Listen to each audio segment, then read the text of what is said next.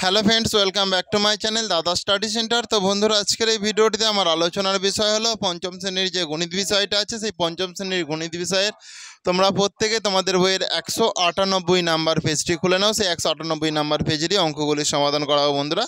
তো তোমাদেরকে বলা, তোমরা প্রত্যেকে খুব মনোযোগ সহকারে দেখো। আশা করছি তোমরা প্রত্যেকেই খুব ইজিলি প্রত্যেকটা অঙ্ক বুঝতে পারবে, তোমাদের কারো কোথাও কোনো সমস্যা থাকবে না। তো দেখো, এখানে ভালো করে বলেছে 3 কিগ্রা ওজনের একটি কাতলা মাছের দাম 450 টাকা হলে, তাহলে 3 কিগ্রা জায়গায় কত কিগ্রা হয়ে গেছে? 6 কিগ্রা। তাহলে 6 কিগ্রা ওজনের একটি কাতলা মাছের দাম কত? কাতলা মাছের সঙ্গে আর ওজনের পরস্পর সম্পর্ক কি? ঠিক আছে, তাহলে কাতলা মাছ যখন 3 কিগ্রা ছিল তখন কত টাকা দাম ছিল? 450 টাকা। আর কাতলা মাছটা যখন 6 কিগ্রা হয়ে গেছে তখন কত দাম হয়েছে? নিশ্চয়ই বেশি হবে। তাহলে কাতলা মাছটা বেড়ে যাওয়ার ফলে ওজনের দামটা বেশি হচ্ছে, তাহলে বাড়লে বেড়ে যাচ্ছে। আর কাতলা মাছটা যখন কমছে তাহলে দামটাও কমে যাবে নিশ্চয়ই। তাহলে যে বাড়লে বাড়বে, দেখো বাড়লে বাড়বে অথবা কমলে কমবে, এটা তোমার হচ্ছে সরল সম্পর্ক। এগুলো কি বলে? সরল সম্পর্ক। ওকে, তাহলে এখানে বলেছে দেখো, কাতলা মাছের সঙ্গে ওজনের মাছের দামের পরস্পর কি সম্পর্ক? তাহলে এটা কি সম্পর্ক? কাতলা মাছ বেড়ে গেছে বলে দামটা বেড়ে যাবে, তো তাহলে এটা হয়ে যাবে সরল সম্পর্ক। ওকে, আর যদি বাড়লে কমে বা কমলে বাড়ে, তাহলে সেটা ব্যস্ত উল্টো হচ্ছে, তো তখন সেটাকে আমরা ব্যস্ত বলবো। তাহলে বুঝতে পেরেছো মোটামুটি প্রত্যেকে? এরপর আমাদেরকে একটা ছক করতে হবে। সেই ছকটা আমরা কি করব দেখো, এখানটা লিখে দিচ্ছে। দেখো, গণিতের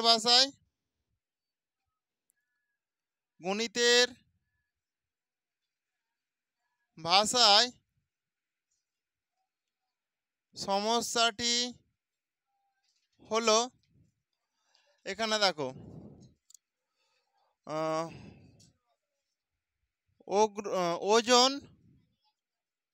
ওজন ব্যাকেটে কিগ্রা, আর হচ্ছে দাম ব্যাকেটে টাকা করব। দাম ব্যাকেটে কি করব? টাকা। তাহলে এখানটা করব দাম, ব্যাকেট হবে টাকা। ক্লিয়ার? তাহলে দেখো, একটি মাছের, দেখো 3 কিগ্রা একটি মাছের ওজন, 3 কেজি একটি মাছের ওজন, দাম হয়েছে 450 টাকা। বুঝতে পেরেছো? তাহলে 3 কেজির জায়গায় কত কেজি হয়ে গেলে মাছের দাম? না, 3 কেজির জায়গায় যদি 6 কেজি হয়ে যায়, তাহলে 6 কিগ্রা মাছের দাম কত হবে? তাই এটাই হচ্ছে প্রশ্ন। তাহলে আমরা লিখবো, দেখো 3 কিগ্রা মাছের দাম সমান 450 টাকা।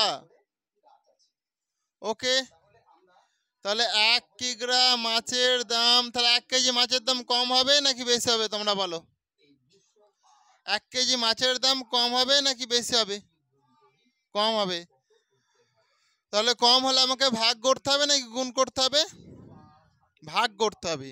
সমান, দেখো তাহলে এই 450 ভাজিতক এই যে 3 আছে, 3 টাকা।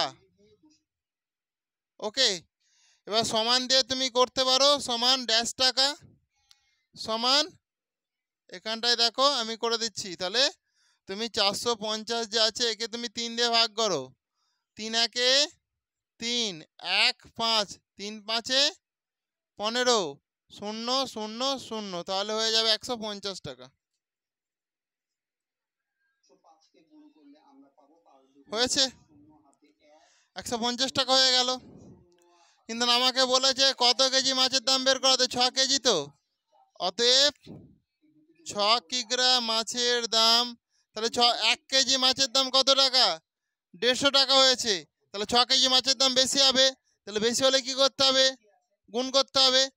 তাহলে 150 গুণিতক 6 টাকা সমান 150কে তুমি যদি 6 দিয়ে গুণ করো, হয়ে যাবে 6 0 0, 6 5 30 0, 9 থেকে 3, 6 কে 6 আর 3 9, তাহলে 900 টাকা সমান 900 টাকা। বুঝেছো? তাহলে আমাকে কি বলেছে যে 6 কিগ্রা ওজনের একটি, তাহলে এখান থেকে আমি দেখে দেখে লিখে দেবো দাম কত, যে অতএব 6 কিগ্রা ওজনের একটি মাছের দাম, অতএব 6 কিগ্রা ওজনের একটি মাছের দাম 900 টাকা। হয়েছে? বুঝেছ? প্রত্যেকে করে নাও, প্রত্যেকে করে নাও।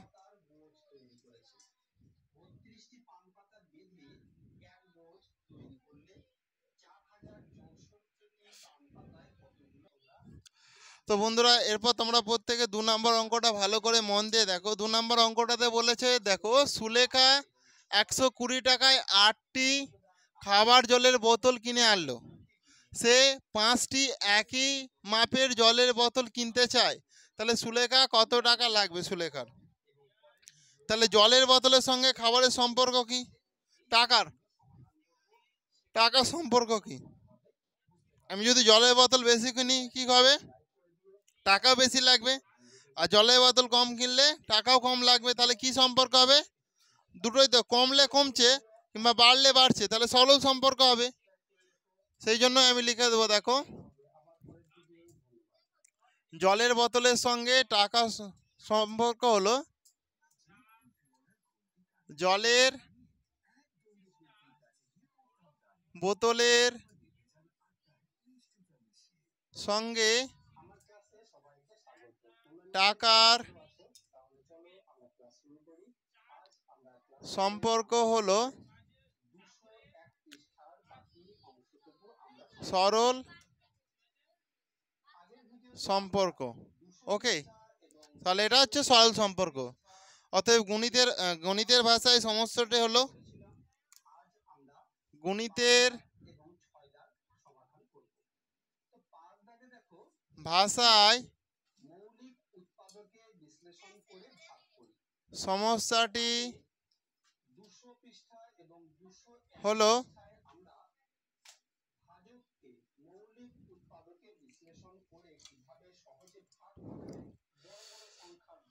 আচ্ছা, জলের বোতল ব্যাকেটের টি, আর এখানে আবার টাকা। তাহলে দেখো 8টি খাবার জলের বোতলের দাম 120 টাকা। ওকে, তাহলে বলেছে ওই একই রকমের 5টি জলের বোতলের দাম কত হবে? এটাই প্রশ্ন। ক্লিয়ার? তাহলে এখানে আমি যেটা করব, দেখো যেটা লিখছি, দেখো 8টি খাবার জলের বোতলের দাম সমান 120 টাকা। একটি খাবার জলের বোতলের দাম সমান, তাহলে একটার দাম কি হবে? কম হবে নাকি বেশি হবে? বলো। 8টার দাম যদি 120 টাকা হয়, একটার দাম নিশ্চয়ই কম হবে। তাহলে কম হলে আমি কি করব? ভাগ করব তো। সেই জন্য দেখো 120 ভাজিতক এই 8টা এখানটায় দেবো, 8 টাকা সমান ড্যাশ টাকা হবে। তাহলে 120কে আমি 8 দিয়ে ভাগ করব। 8 একে 8, আর 9 10 11 12, 4 0, 8 5 40, সেই জন্য হয়ে যাবে 15 টাকা। ওকে, এরপর আমাকে কটা বোতল কিনতে হবে? 5টা তো। অতএব 5টি খাবার জলের বোতলের দাম সমান, তাহলে একটার দাম যদি 15 টাকা হয়, 5টার দাম নিশ্চয়ই বেশি হবে। তাহলে কি করব? আমি গুণ করব।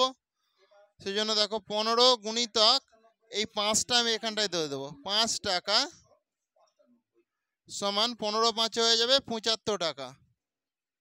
75 টাকা। বুঝতে পেরেছো? তাহলে লিখবো সুলেখার কত টাকা লাগবে, এখানটা থেকে তুমি লিখে দাও। অতএব সুলেখার 75 টাকা লাগবে। বুঝতে পেরেছো? করে নাও, প্রত্যেকে করে নাও।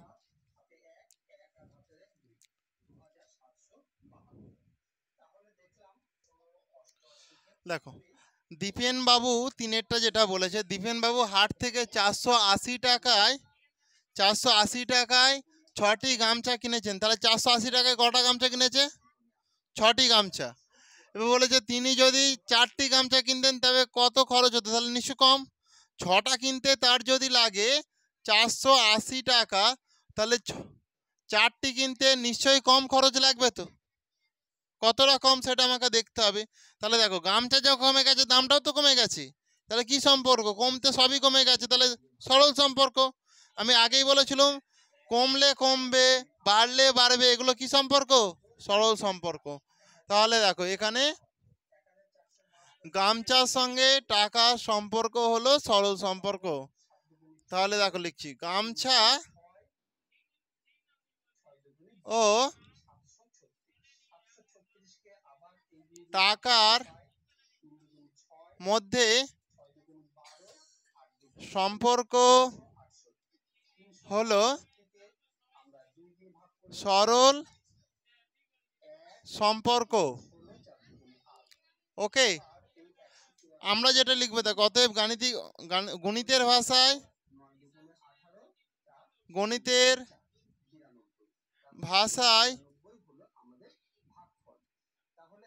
সমস্যাটির সমাধান গণিতের ভাষায় সমস্যাটির সমাধান গণিতের ভাষায় সমস্যাটি হলো, করে দাও, সমস্যাটি হলো। আচ্ছা, তাহলে কত টাকা, কত খরচ হবে, মানে টাকা। দেখো, আমি এখানটা লিখবো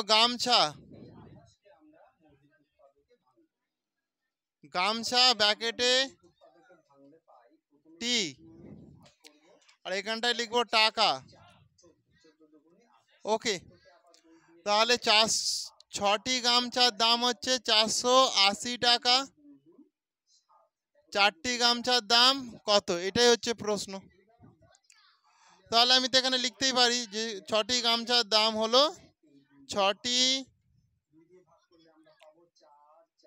গামছার দাম হলো সমান 480 টাকা। একটি গামছার দাম হলো, তাহলে 6টির দাম যদি একটার দাম নিশ্চয়ই কম হবে। তাহলে কম হলে কি করতে হবে? ভাগ করতে হবে নিশ্চয়ই আমাদেরকে। তাহলে 480 ভাজিতক এই 6টা যা আছে, এই 6টা আমি এখানটায় করে দেবো, এত টাকা। তার মানে দেখো, এটাকে আমি 6 দিয়ে 480-কে ভাগ করব, 480-কে ভাগ করব। তাহলে 4 5 20 4 4 7 8 4 32 4 9 36, 4 9 4 32, না 6 6 5 6 6 36, 6 8 48, 6 8 48 হয় 0 0 0, তার মানে 80 টাকা দাম। তাহলে এখানটায় আমি 80 টাকা লিখে দিচ্ছি, 80 টাকা। বুঝেছো? এই যে 80 টাকা হয়ে গেল। অতএব আমার কটা গামছার দাম বের করাতে বলেছে? 4টি। তো অতএব 4টি গামছার দাম সমান 80 গুণিতক এই 4টা এখানটায় করবো, 4 টাকা। তার মানে কত? দেখো, 8 4 কত হয়? 32, আর এই শূন্যর জন্য 0, তাহলে 320 টাকা হবে। 4 8 32, মানে 320 টাকা হবে। বুঝেছো? তবে কত খরচ হবে? অতএব খরচ হবে 320 টাকা। বুঝেছো? খরচ হবে 320 টাকা। করে নাও, প্রত্যেকে করে নাও।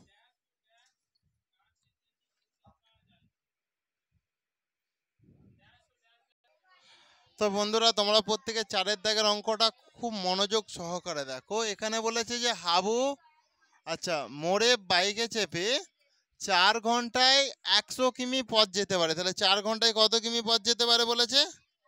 100 কিমি। হারু মোপেড, ঠিক আছে। এরপর হচ্ছে সে 6 ঘন্টায় কত কিমি পথ যাবে, এটাই প্রশ্ন। তাহলে দেখো 4 ঘন্টায় যদি 100 কিমি যায়, 4 ঘন্টা চালিয়েছে সে 100 কিমি গেছে, তাহলে 6 ঘন্টা যদি চালায় সে আরও তো বেশি যাবে, বেশি সময় লেগেছে, তাহলে বেশি সময় দিলে বেশি যাবে তো, তাহলে কি সম্পর্ক? সরল সম্পর্ক, তাই তো। সেই জন্য আমি করবো, দেখো বাইকের সঙ্গে দূরত্বে, আচ্ছা দূরত্বের সম্পর্ক, দূরত্ব দেখো, আচ্ছা ঘন্টার সঙ্গে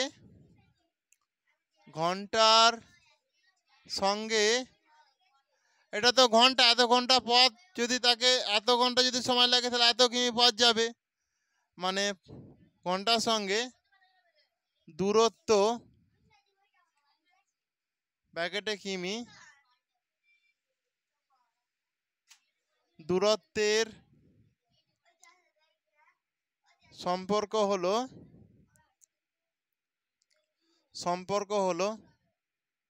সরল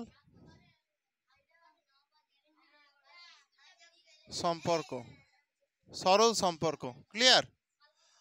ঘন্টার সঙ্গে দূরত্ব ব্র্যাকেটে কিমি এর সম্পর্ক হলো সরল সম্পর্ক, বুঝতে পেরেছো? তাহলে এখানে যেটা আমাদের কাজ,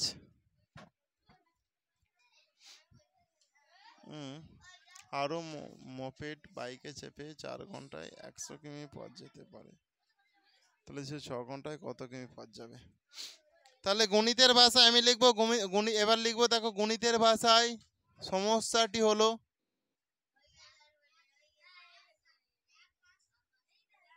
গণিতের ভাষায় সমস্যাটি হলো, তাহলে সময় ব্র্যাকেটে ঘন্টা, দূরত্ব ব্র্যাকেটে কিমি, তাহলে 4 ঘন্টায় যায় 100 কিমি, 6 ঘন্টায় যায় কতটা, এটাই প্রশ্ন। তাহলে আমি দেখো লিখবো 4 ঘন্টায় পথ যায় সমান 4 ঘন্টায় পথ যায় সমান 100 কিমি,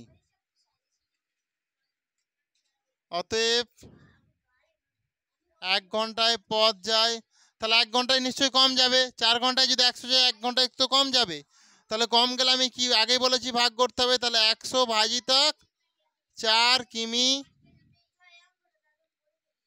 সমান 104 দেখো 25 কিমি হবে। তুমি নালে ভাগ করে দেখো, 4 দিয়ে তুমি যদি 100কে ভাগ করে দেখে নাও, 4 দুগুণে 8, 2 0, 4 5 20, তাহলে 25 কিমি হচ্ছে। ওকে, অতএব আমাকে 6 ঘন্টা যদি বাইকটা চালাই, 6 ঘন্টায় কত যাবো, অতএব 6 ঘন্টায় পথ যায় সমান, এখানে তো আমরা 25 পেয়েছি, 25 গুণিতক এই 6টা আমি এখানে গুণ করে দেবো, 6 কিমি সমান 25কে তুমি যদি 6 দিয়ে গুণ করে দেখো, 6 5 30 0, আয় থেকে 3, 6 3 12 13 14 15, তাহলে কত হয়ে যাচ্ছে 150, সেই জন্য এটা হয়ে যাবে 150 কিমি, বুঝতে পেরেছো? কত হয়ে যাবে? 150 কিমি হয়ে যাবে। অতএব সে 6 ঘন্টায় পথ যায় 150 কিমি। কারো কি বুঝতে অসুবিধা আছে? নেই তো? করে নাও তাহলে, প্রত্যেকে করে নাও। তো বন্ধুরা, আজকের ক্লাসটা তাহলে আমি এখানেই শেষ করলাম। আর ক্লাসটি তোমাদের কেমন লাগলো তোমরা তা প্রত্যেকে কমেন্টে জানিও। আর ক্লাসটি যদি তোমাদের প্রকৃত ভালো লেগে থাকে তাহলে অবশ্যই তোমরা বেশি বেশি পরিমাণে একটু বন্ধু বান্ধবদের মধ্যে শেয়ার করে দিও বন্ধুরা। তো থ্যাংক ইউ, আসছি তাহলে, নেক্সট ক্লাসে আবার দেখা হবে। প্রত্যেকে ভালো থেকো।